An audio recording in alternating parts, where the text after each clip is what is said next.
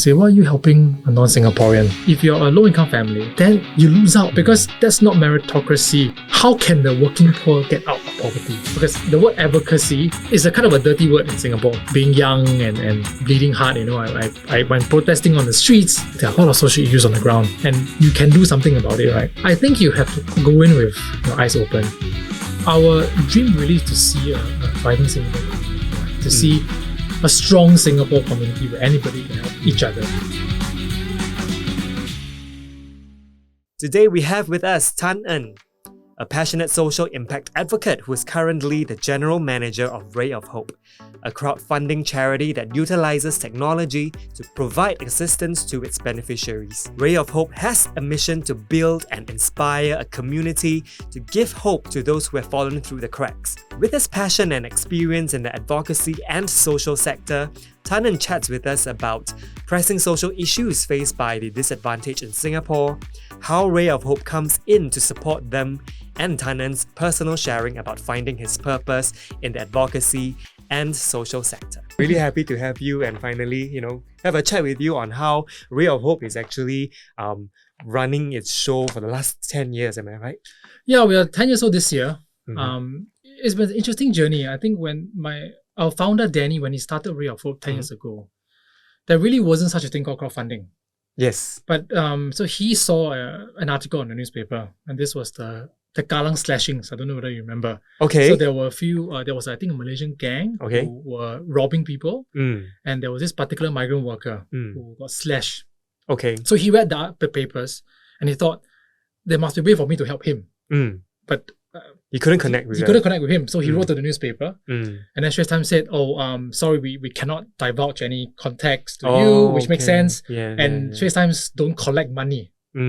So he figured there must be a way again for the general public when reading something online or in a newspaper to be able to help somebody in need. So he started Ray of Hope. How does the crowdfunding mechanism work, basically? So again, really, when it comes to crowdfunding, it is about democratizing giving. Typically, when you're a donor and you give to a charity, the charity decides who is deserving of your money. That's right. Because the charity is the gatekeeper. That's right. But with crowdfunding, what has happened in the past 10 years is that you now get to decide who you want to give to. So for Ray of Hope, instead of just saying donate to Ray of Hope, we decide who is deserving of your funds. We put the campaigns online and then you get to decide which campaign you want to donate to, which beneficiary you want to give to. Nice. Yeah, so that really has been our model for the past 10 years. So one of the challenges about Ray of Hope is that we are a charity and a platform.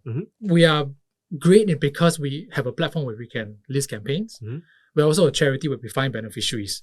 So on the platform side, what we're different is that 100% of the funds go to the beneficiaries. Okay. We don't take a cut. How do you earn money then? It's a good question. I'll get to that later. So 100% of the funds go to the campaign. We even cover the credit card charges. Wow. Because typically when you buy stuff online, there is a 2 to 3% charge that the merchant usually have to take. For crowdfunding platforms, some platforms, they either charge a percentage of the amount raised or they don't cover that fee. So if you donate $100, maybe only $98 go to the campaign. But we really believe that as a donor, you want every cent to go to the beneficiary. On the platform side, that's one of our value adds. We also make sure that every single campaign is fully verified. Because one of the other challenges about crowdfunding is how do you know it's real? Yes. Anybody can write a story and put it online. Oh, I'm sick, I need help. You lie on a hospital bed, but you really don't know whether it's real or not. So we decided early on that every single campaign on our platform is fully verified. So what that means is that our case managers will go down to the ground, to the person's house, hospital. We will check their circumstances. We check their bank statements, CPF. Let's say you're diabetic, we will require a doctor's letter so that to make sure that your story is real. So as a donor, when you come to Ray of Hope and you donate, you know, okay, the donation is all going to the right place and to the right person. And again, we don't charge anybody. What is the most pressing issues that most disadvantaged Singaporeans are facing these days? I mean, we all know this. Inflation is challenging, right? Cost of living, COVID, the gig economy. I mean, there's all of this confluence of issues that is surrounding a struggling working poor. And the truth is real wages hasn't really gone up in a while. So a lot of the things we see is that gig economy workers who are, food delivery freelancers, right? They work hard, but they just cannot get to a standard of living that is comparable to the rest of us, right? So when a crisis hits, pardon language, but shit happens, right? Shit happens, yeah, yes. because a family member is sick. Yeah. Then if you take time off to take care of the family member, then you cannot work. There's a loss of income. So they struggle to get by. And the government does help. So I want to give credit to the government. There is financial assistance available. But the challenge is because the philosophy of the government is that we don't believe in handouts, right? So everything is renewal basis. There's a lot of hoops to jump through before you can get. And even then, the amount that the government gives, in our opinion, is not enough for a family to live in dignity. Okay. So that's one of the challenges that we see a lot on the ground. I see. Yeah. We spoke about dignity. What does it really mean for you and Ray of Hope? Again, I talk about the platform and the charity, right? Okay. So on the platform side, typically when you think crowdfunding, you think medical campaigns. You think somebody lying in a hospital bed with tubes sticking out of their nose. You think dying kids. Those are the images you usually see crowdfunding. But we believe there's no dignity in those kind of photos. So the way we tell the story for our beneficiaries is very different. The photographs that we take for our beneficiaries, same thing. We don't portray them in that kind of light. We portray them in happier times. So I'll give you an example. Just recently, I'm not sure if you know, but the beach road slashing incident. Yes. So her name is Miss Han, lady. Just really near her office, right down the road. She's a Chinese national, so this thing unfortunately happened to her. Her medical bills are quite expensive. The government can't support because she's not Singaporean. So we help her fundraise and we pay the funds directly to the hospital. On her campaign profile pic, we put a picture of her before the incident. We could have easily put a picture of her on the hospital bed with the cast, and that might garner more money and more attention, but there's no dignity. And we believe Singaporeans don't need that kind of image to donate. To justify donation. So she raised, I can't remember the exact amount, but we raised the campaign in 2 weeks. Nice. Fully raised. So we paid the hospital. We gave her some funds for living expenses because now she can't work. She lost wages. She needs to send money back home to her 2 kids. So that kind of campaign is basically signifies the kind of dignity that we give to our beneficiaries, right? If they want to change their name, they can. If they want to take a back photo, they also can. But we do tell them it is harder to fundraise when the donor cannot see your face. Because people want transparency and they want to know where their money going to as well. Of course, this is where we come in as well. We guarantee you that every campaign on our platform, even if it's a back photo, even if we change their name, is real. We're IBC, we're a charity, we have governance, we have audits, all these things that come in. What about longevity? Because we've seen cases where beneficiaries take a big chunk of money and then they spend it overnight. How do Ray of Hope actually prevent that from happening so that they have a more sustainable, I would say, assistance towards your beneficiaries? I think the example that people might know is, I think a couple of years ago, there was I believe a cleaner in Changi Airport. I think her husband died and she raised about $1 million through various sources. It was gone within, I think, 2 years because nobody managed the money for her. So again, I believe I need to check my sources, but I think her brother took some money to start a business. It failed. Relatives came around. It's a bit like lottery effect, right? Having that kind of money. So what we do is a bit like an escrow account, we hold the funds. And like in this case, we pay the hospital directly. So last year, actually it's about exactly 1 year ago, there's 18-month-old boy. His name is Defton. He needed a particular gene therapy. It cost $2.8 million. It's 63, I think, milligrams. It's very little. It's the world's most expensive drug. So we managed to raise that amount in 10 days, which is really surprising. We didn't expect that kind of generosity. The parents did not touch a single cent of the funds. We hold the money and then we pay the hospital directly. So in that case, the donor know, okay, when I give through Ray of Hope, I know exactly where the money is going. For living expenses, for Miss Han's case, for example, the beach road slashing incident, we pay the hospital directly, number one. And number two, we disperse her monthly income on a monthly basis. Got it. We don't give her a lump sum. Got it. So it's easier for her as well because she don't have to worry about holding too much money. So a lot of this, it all takes work. And it sounds like a logistical nightmare. Imagine you have 100 over 100 over beneficiaries who have different various needs, different periods of disbursement. How do you... Yeah, so every year we run between 200 to 220 campaigns. Our finance manager works very hard, and we jokingly say that our motto is on time every time. Wow. I don't know whether you have kids, but that's a slogan for our kids show. And we're very proud to have said that every time we make a disbursement, our beneficiaries always get their funds on time. Nice. And we have this tracking system to make sure that the funds only belong to a certain beneficiary in a campaign, and we keep track of when to give out. So every week we disperse the funds out to the families. Because it's important. You raising funds is one thing, but dispersing the money as quickly as possible is the other thing. And I think in our sector, I'm going to say something not so nice, but... Well, you could be yourself. there are certain charities who tend to hoard money. Okay. For various reasons. Some good, some not so good, right? But for us, we don't believe in the hoarding monies. It's the quicker the money is out in the community, it means money is being put to good use. If you have too much money in your reserves, then my question will be... What are you using it for? And there are legitimate reasons. If let's say you're saving money to build a new building, then of course you need to start. But there are certain charities who I won't name names, but tend to do that. So for us, the money come in, we give out quickly. What is the biggest challenge in regards to working with your beneficiaries and other stakeholders? Doing good is hard. I think people have this perception, you work in the charity sector, wow, not bad, you know? Cushy job. Yeah, cushy job. Are you a volunteer? First they ask you, are you a volunteer? Like, no, I'm paid. Oh, you're paid? Okay lah, quite cushy, do good, right? But because doing good has no specific matrix, what is doing good, right? And how do you do the right thing for the beneficiary? And different stakeholders have different idea what is the right thing. From the government's point of view, they believe that giving $400 is enough, but we don't believe that's enough. We believe another $400 will suffice. So managing expectations for everybody is always important and challenging. End of the day, doing the right thing for who? Is it for the organization? Is it for the beneficiary? So we have also beneficiaries who really do need our help, and some who try to game the system. So they do come, and we do reject cases. So one other thing that we don't talk a lot about is how many cases we reject every year. So we're looking at maybe between 20 to 30. So these are folks who write in and say they need help. But after we verify, we realize either the story not right or actually they don't need our help. So there is some gatekeeping.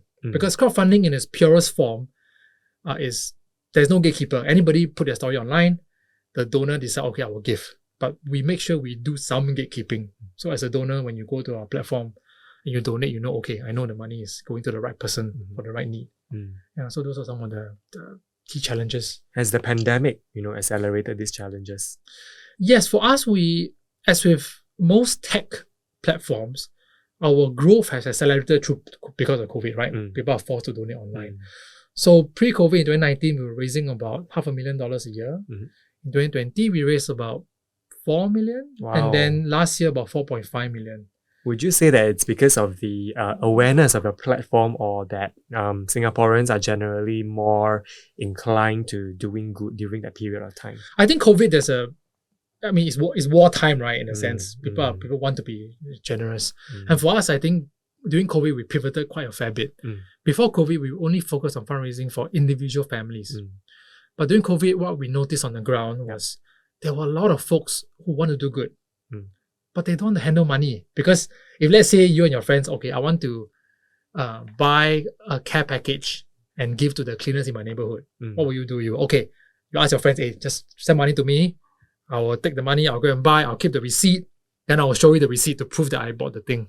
But you cannot scale. Yes. You can only maybe raise a couple of $1,000s that way. So in February 2020, we had an ex-healthcare worker who wanted to buy coffee for her colleagues. She raised about, I think, $3,000-$4,000 on her own. But then I told her, why don't you start a campaign? Then people can donate through the campaign.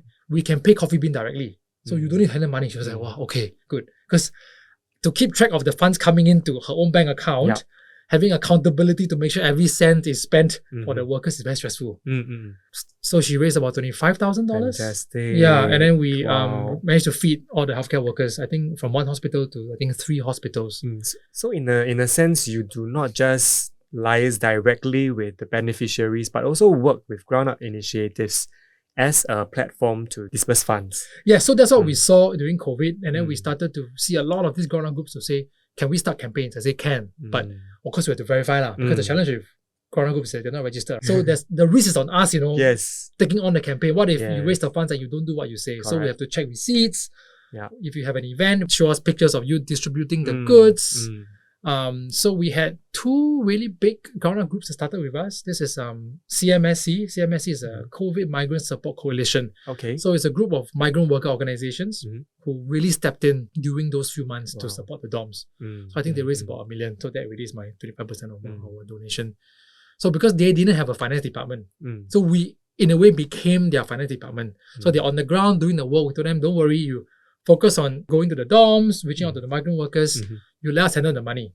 So my finance basically had to disperse all the funds. We paid the vendors directly. We paid a company that was selling, I think, toiletries to the workers. So again, without this platform, then the groups cannot scale. Yes. Because then the founder is the one that is holding. Can you imagine the founder holding $1 million in his own bank account and then to be accountable for every dollar that comes in? So that's how we managed to scale the past 2 years. A lot of ground-up groups. It seems like technology is the key to your processes as well. Yeah. Can you speak to us a little bit about how tech is being used for good in the instance of Ray of Hope? Yeah, I think for crowdfunding is a bit more recognized. People don't mind and understand giving online because people buy things online, right? So we're lucky to be able to have a very good platform for people to donate to. In the charity space, I think in Singapore, we are still quite backwards in terms of adopting technology. Yeah. So I think what we could do more is really, for example, food distribution. Again, during COVID, a lot of people want to help, right? A lot of people started to donate items. And then they started giving out to the rental blocks. But then you started seeing, actually, these rental blocks, too much food, right? People don't really need all of these things. So people started having Excel spreadsheets and Google Sheets, sharing this, okay, this block only need this amount, you only need this amount. So that in itself is very low tech, but it's effective. Yeah. Because everybody share a common Google Sheet, right? Like a dashboard. The dashboard, right? Instead of just having to rely on. Now, so tech has a lot of potential. In really helping managing demand and supply. So the giving space is just one very low-hanging fruit. But I think in the space, there's a lot more. What about digital literacy, especially for, let's say, our beneficiaries who may not be very savvy with technology? Then how do they go about using your platform for their own help? So for beneficiaries who need help, they don't actually interact with our platform because they will, let's say they email us or they call us. Our case managers are the ones that go down and onboard them. Got it. So they don't need to start their own campaigns. And for us, it's a control mechanism. We don't allow people to start their own campaigns because everything is fully verified, right? I'll give you an example, right? So let's say recently I bought a staycation on Lazada. Yeah. The block-out date, they say, was from this date to this date. I was okay, so I bought it, right? And after that, when I went to claim, she said, oh no, sorry, the dates have shifted. I'm like, but when I bought the dates, it's those dates. How come you can just change like that? Yeah. So and I think about actually for our work, it's the same thing. If somebody writes a story that might be true at that point in time, they could change it. On other platforms, they can because they can go in and change it. But ours, you can't because we are the ones who write the story. Got it. So we want to make sure that we protect donors that way. In your mostly 10 years in advocacy and social sector, what really motivated you to be in this line of work? Because we could earn a lot of money doing tech, for example. I mean, I've been lucky enough to have a family who supports me. So when I first met my wife 10 years ago, yes, 10 years ago, yes. First thing I told her was, I work in the charity sector. I got no money, man. I tell you first, I got no money. I studied in Scotland, so that was my undergrad. I did conservation biology, so I'm an environmentalist by training actually. So my first job was with ACRES. ACRES is a local animal welfare organization. They do fantastic work. But it was my time in Scotland when I started to understand more about social issues. Then, being young and bleeding heart, I went protesting on the streets. But the more I started doing that in Scotland, I realized there are a lot of social issues on the ground. And you can do something about it, right? So when I came back, I thought, okay, let me try and do what I learned when I was there in Singapore. But it's very, very different because the word advocacy is a kind of a dirty word in Singapore because when you say advocate means you're basically saying the government has some gaps that they're not doing very well. Mm. So in our context, the charity space, there are not many advocates who are really speaking up because there is some challenges with criticizing government policies. So for me, I just felt that it's important to speak up, but in a constructive way. Correct. Yeah. And which is why I'm in the sector. I mean, we can find a lot of faults in the society, make a lot of noise, but what really matters is really going down and doing the actual work itself. Yeah. Right? And walking the talk especially. What is your biggest takeaway being a social advocate in the last 10 years? When we help migrant workers or when we help non-Singaporeans, we help anybody in the Singapore community, we do get some comments and say, why are you helping a non-Singaporean? Yeah. Or why you... but my point is, they are here. They are part of us. Yeah.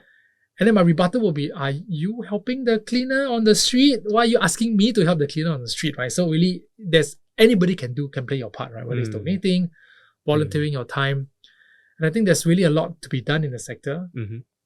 Singapore has a lot of challenges. The thing I feel the most is actually social capital. Yes. We don't talk about it a lot. Take the primary one registration process. Okay, it's the hot thing now, right? I mean, my kid is 5. So I'm going to have to go through this whole primary school thing next year. If you live within a kilometer of a school, you have priority. If you're alumni, you have priority. Right? My question is this: if you're a low-income family who don't have the time to volunteer, or the time to go, or resources to go and rent a place for 1 year next to a good school, then you lose out on all of the, because all the good schools, quote unquote, and all the high SES people are all going to these schools, right? And you start to have this class system, which is very challenging. I'm personally very, what's the word I want to use? Perturbed by this system because that's not meritocracy. No. So I have no solution, because usually when I bring this up to the government or to people, they tell me, then what's the solution? I don't have a solution. I don't know what we can do. Because what is the most fair way for us to do this? 30 years ago, you could argue that smart kids from a poor family have, I would say, equal chance to succeed. Go on. But now, can you say the same thing? I honestly don't think so, because the way the middle class has formed, the way we have congregated, the enrichment classes, tuition, all of these extra things that we do. And on top of that, wages are stagnating. So how can the working poor get out of poverty? Again, I don't have a solution, right? It's the same with HDB flats. If you stay in the rental block your whole life, you don't get access to own your own flat. And the biggest secret, of course, we all know this, is the biggest wealth transfer that the government gives to its people is the 2 times you can buy from HDB.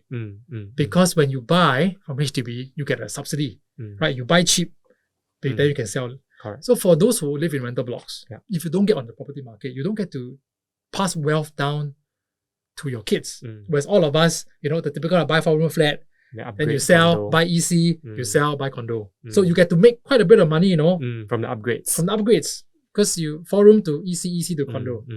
But if you stay in a rental flat, then your kids, compared to my kids, for example, who may not be as smart or hardworking as somebody else's kid, he will succeed because he has all the network. Yes, and the finishing line is pushed back even further. Exactly. For kids who do not have resources and, like what you say, social capital, to lead their life, go to school, we can all say that Singapore is a very meritocratic society, which is true to some extent, right? Where the social system, they take care of people who are disadvantaged.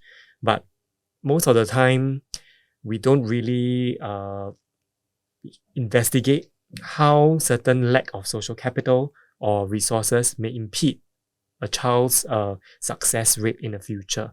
Our government scholars, again, I have friends are scholars, I'm not. These days, how do you judge who should be a scholar, right? You look at their grades. Yes. Okay. Everybody got straight A's. Yes. Then what do you look at next? Their CCAs, their volunteering, their all this other stuff. And what happens if the student have to support himself? Exactly. So let's say you have another kid who's straight A's, very smart, but had to help out at his father's store, for example, or who had to work.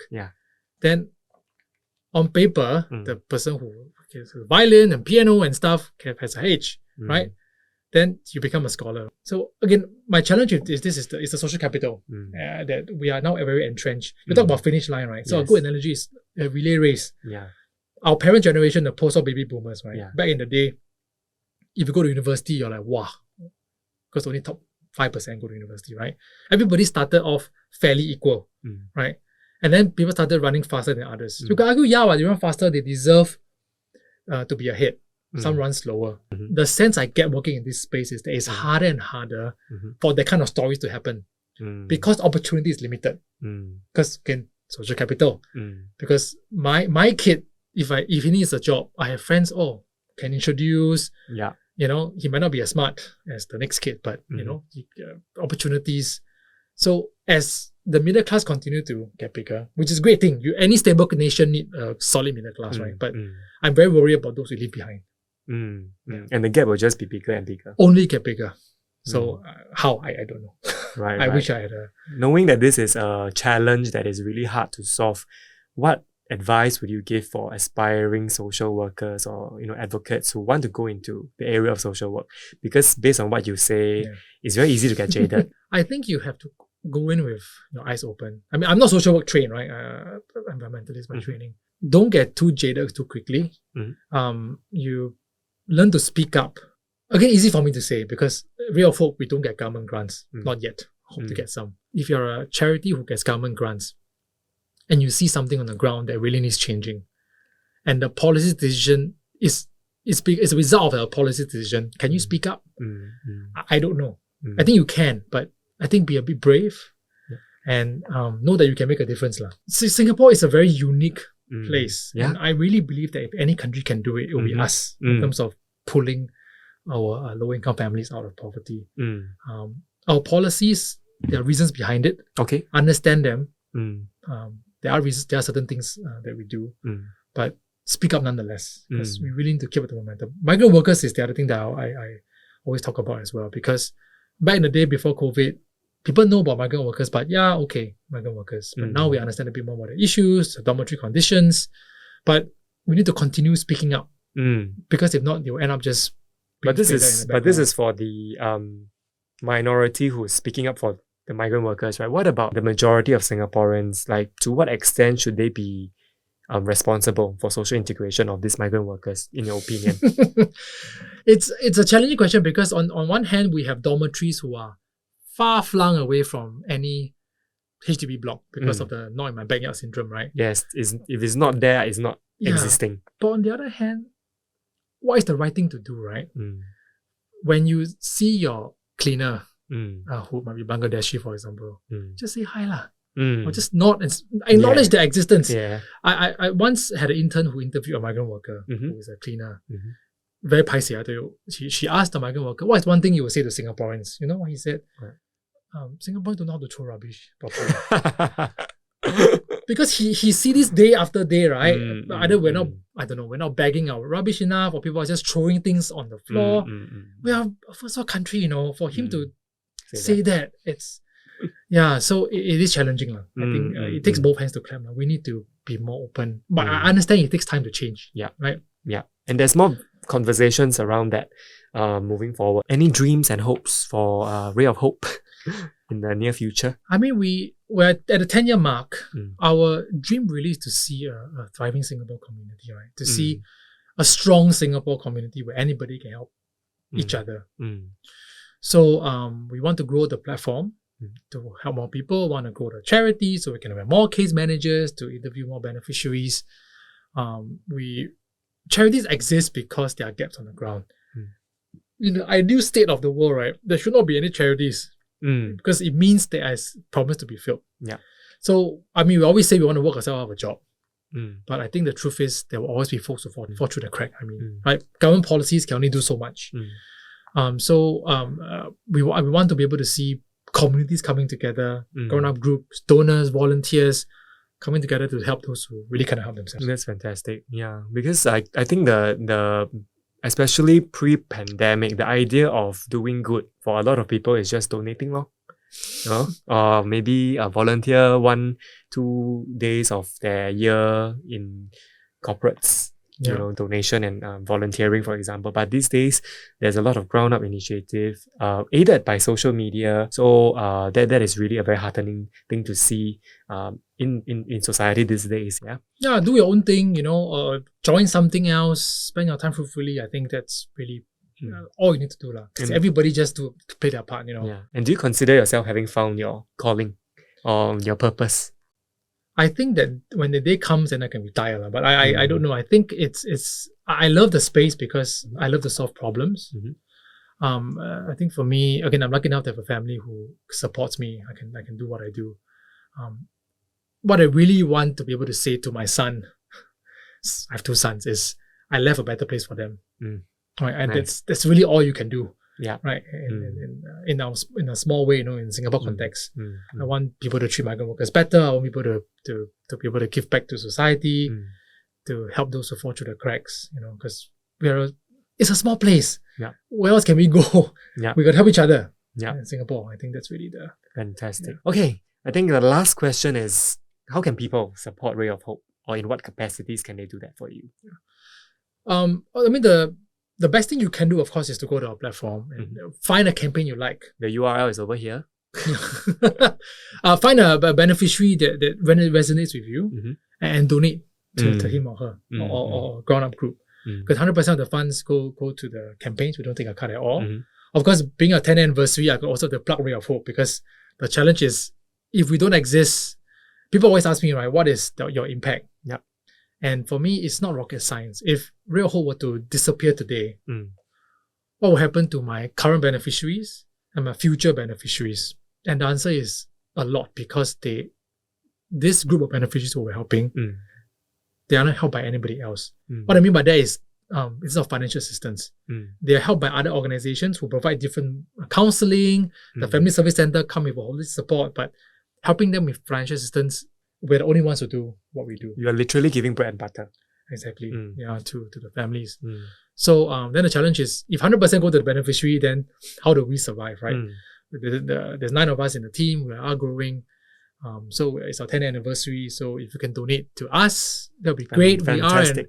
We are an IPC. So if you donate, I believe $50 or more, you can get tax deduction. So if you go to our website, I think I have a permanent banner on top that talks about how we're celebrating 10 years anniversary. Cool. So you click on the banner and then you can donate. And really, really very happy to have you on our show today and sharing so much insightful knowledge about the advocacy sector, and the deeper details of the social work that you do.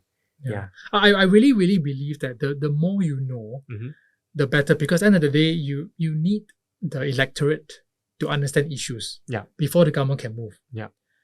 Pre-COVID, you cannot expect the government to do more for migrant workers because the public don't want the government to do. Singapore's first.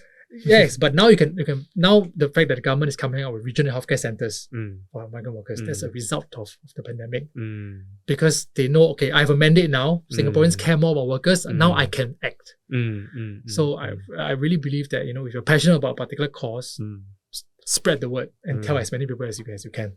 Nice. Fantastic. Wow. Thank you so much for your time here, Tanan. No, welcome. If you're inspired by our chat with Tanan and want to learn more about the social impact space, please leave a comment, like, and subscribe to our channel on all platforms that this podcast is on, so we can deliver new content to you. Epic Nation is a passion project created by the team at Epic Dialogue, a Singapore-based marketing agency that helps change-making businesses create social impact through our sustainability branding, communications, and digital marketing solutions.